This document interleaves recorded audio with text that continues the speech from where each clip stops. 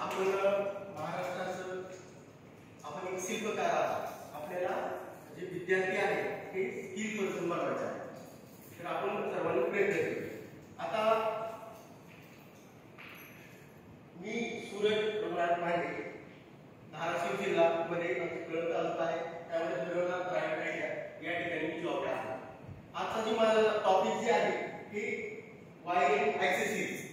Wiring accessories त्याबद्दल आपण आज माहिती बघणार आहोत. बघा, सर्वप्रथम आपल्याला कुठल्याही कामाची सुरुवात करायची जर असेल तर आपल्याला आपण स्वतः प्रेरित पाहिजे, तर आपण ते काम सक्सेसफुली होतो. त्यासाठी आपण एक मोटिवेशन बुक जो अपनी जिंदगी में कुछ पाना चाहते हैं वो समंदर में भी पत्थरों से पुल बना सकते हैं. बघा, म्हणजे आपल्याला जर जीवनामध्ये काही पाहिजे असेल तर आपल्याला काय करावं लागतं, एक जिद्दीने पुढे चालावं लागतं.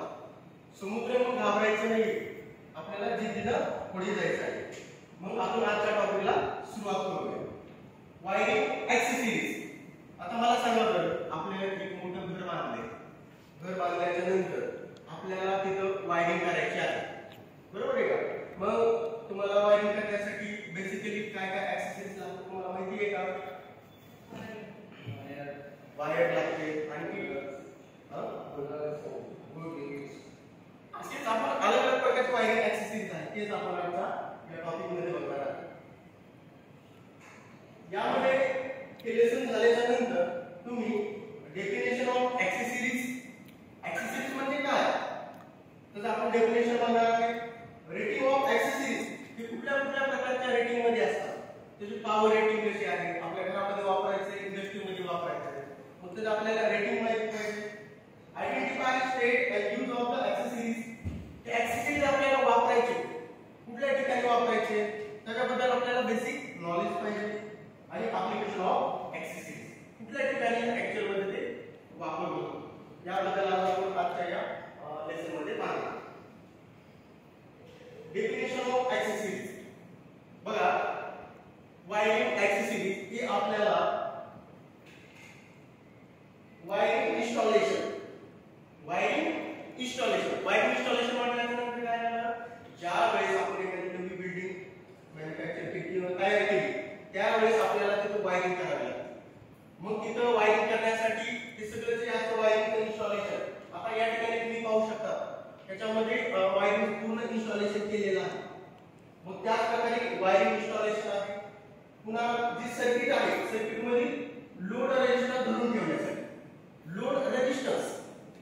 आता लोड रेजिस्टन्स जसे की लॅम्प आहे, तुम्ही जी प्रकाश तुम्हाला मिळतो बल्ब, त्याला धरून ठेवायचे, त्याला काहीतरी सपोर्टिंग स्ट्रक्चर पाहिजे. मग त्यासाठी आपल्याला काय पाहिजे, हे ॲक्सेसरीज पाहिजे. पुन्हा सर्किट नियंत्रित करण्यासाठी फेज आहे, त्या फेजला आपल्याला कंट्रोल मध्ये ठेवायचे.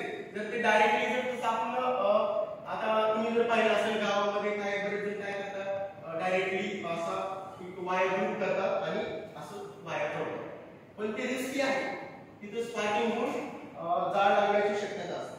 त्यासाठी आपल्याला कंट्रोलिंग ॲक्सेसरीज ह्या 3 ॲक्सेसरीज बद्दल आपल्याला आजच्या या लेसन मध्ये बघायचं आहे. डेफिनेशन लक्षात आली का?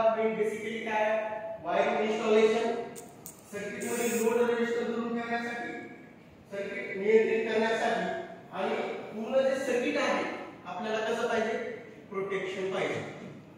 आपण सगळं सर्किट बनवले, सगळे इक्विपमेंट बनवले आणि त्याला जर सुरक्षा जर नाही दिली तर ते सर्किट आपल्याला धोकादायक होऊ शकतं. त्यासाठी आपल्याला सर्किट मध्ये प्रोटेक्शन सुद्धा खूप महत्त्वाचं आहे. डेफिनेशन लक्षात आली का सर्वांना? ओके, पुढे जायचं.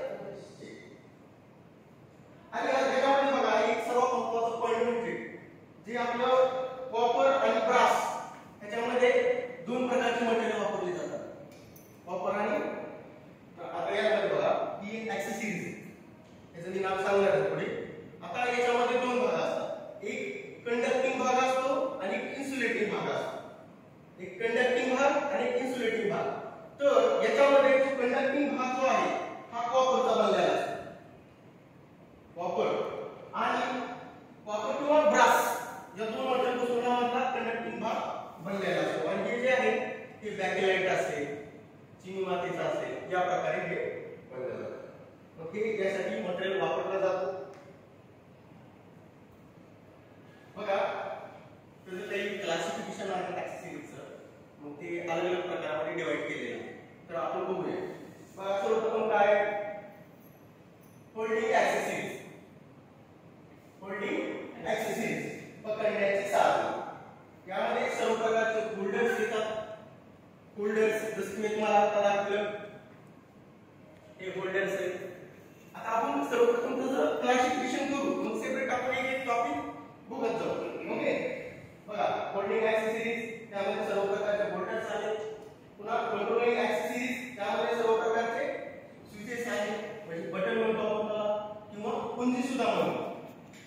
सेफ्टी ॲक्सेसरीज संरक्षण साधने सर्व प्रकारचे फ्यूजेस असते, एमसीबी असते, हे सर्व प्रकारचे या सेफ्टी ॲक्सेसरीज मध्ये येतात. पुन्हा जनरल ॲक्सेसरीज जी की आपल्याला घरामध्ये आपण अलग सिलिंग फॅन, आपला टेबल फॅन, पोर्टेबल लावायचा असेल तर ते आपण जनरल ॲक्सेसरीज वापरतो. सिलिंग रोज असेल, प्लग सॉकेट असेल. बघा आता आपण बघू होल्डिंग ॲक्सेसरीज. होल्डिंग नावातच आहे होल्डिंग. होल्डिंग म्हणजे धरून ठेव. आता या ठिकाणी बघा वन बाय वन घेऊ आपण. सर्वप्रथम आहे अँगल होल्डर. कुठलं होल्डर? अँगल. त्याच्यामध्ये काही अंशाचा डिफरन्स असतो. सरफेस त्या सरफेस पासून काही अँगल मध्ये खाली वाकलेला असतो, काय अँगल निर्माण झालेला असतो. हे अँगल होल्डर. हे आपल्याला कुठं वापरायचं? ज्या ठिकाणी आपल्याला जसं की तुम्हाला तर माहितीच असेल किचन वाट्यामध्ये तुम्हाला जास्त प्रकाश पाहिजे असतो, मग तिथं तुम्हाला हे वापरावं लागेल. किंवा जे आपले एलईडी बोर्ड असतात डिझाईनचे, म्हणजे ज्याच्या जाहिरात करतो आपण, तिथं सुद्धा हे आपण अँगल होल्डर वापरतो. हे आहे अँगल होल्डर. लक्षात आलं का? अँगल होल्डर कशापासून बनलेलं आहे?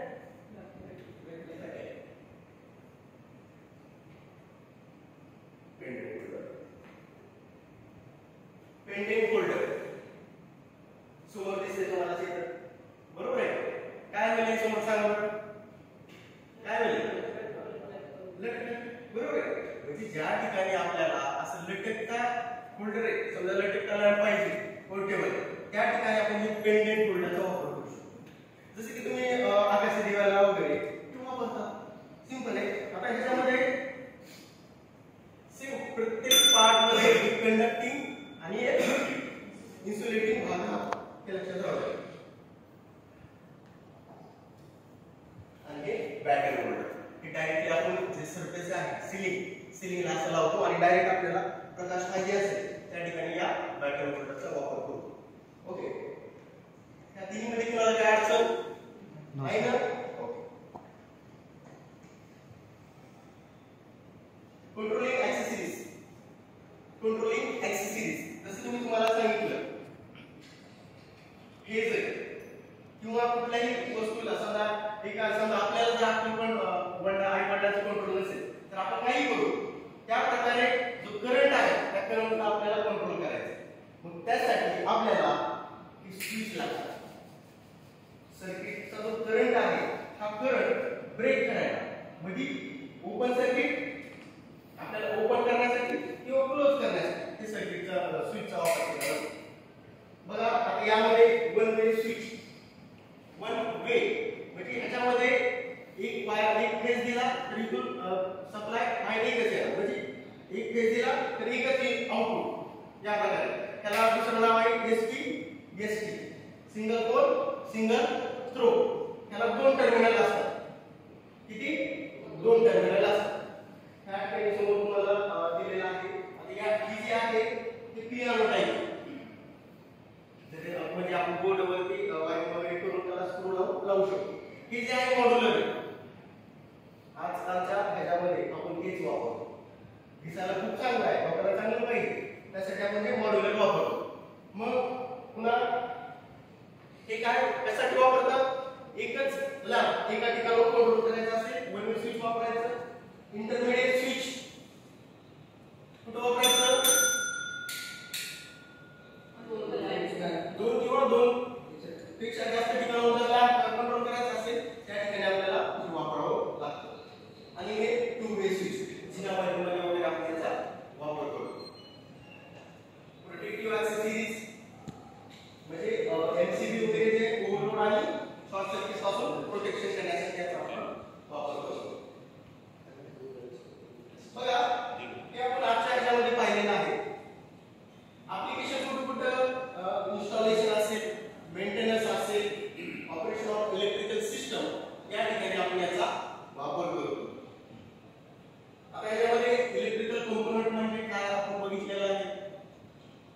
ऍक्सेसरीज म्हणजे काय, होल्डिंग ऍक्सेसरीज म्हणजे काय, की आपण सर्व गोष्टी आजच्या या लेसनमध्ये पाहिलेल्या आहेत. राहिलेलं पुढच्या लेसनमध्ये आपण बघणार आहोत. थँक्यू. आता मला एक सांगा, मी तुम्हाला क्वेश्चन विचारणार आहे. ओके, सर्वांना लक्षात आले का? आणि तुमचे काही क्वेश्चन असतील ते मला सांगा, मग नंतर मला तुम्हाला विचारायला आहेत का तुमचे काही क्वेश्चन एखादे? सर्वांना समजलंय का? Yes sir.